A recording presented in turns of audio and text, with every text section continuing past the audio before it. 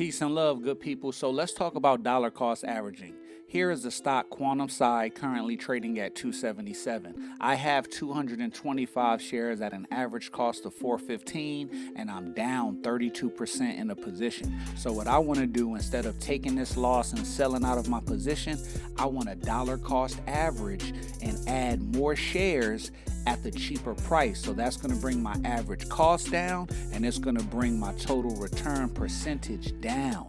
All right, and it's going to make it easier for me to make profit, because instead of me needing the stock to raise to 415 to break even, now it just needs to go to a cheaper price, a lower price. So I'm going to add 100 shares at 280.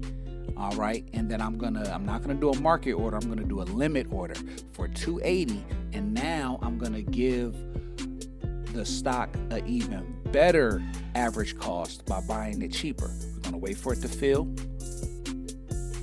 Boom. All right, now our order has been filled with 100 additional shares, and our average cost is now $374. All right, so now our total return percentage, we're down 24% instead of 32%.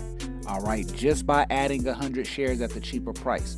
If it continues to go down, we'll add more shares. Let's look at an option, Mara Holding. You can dollar cost average into options as well by adding contracts to your position. So here I have one contract at an average cost of $3.65, but it doesn't expire until March 21st, which means we have about 10 weeks. So let's add to this position. Let's continue to buy it down. All right, the low is 280. It's trading at about 280 now, 274, 287. So let's get in now. Let's add some contracts at this low price. So we're going to go to click on trade here. And when we click on trade, it's going to give us the option to add additional contracts. We just click on buy. It's going to populate the order form, already knowing that we're going to add a position to the Mara $20 call for 321.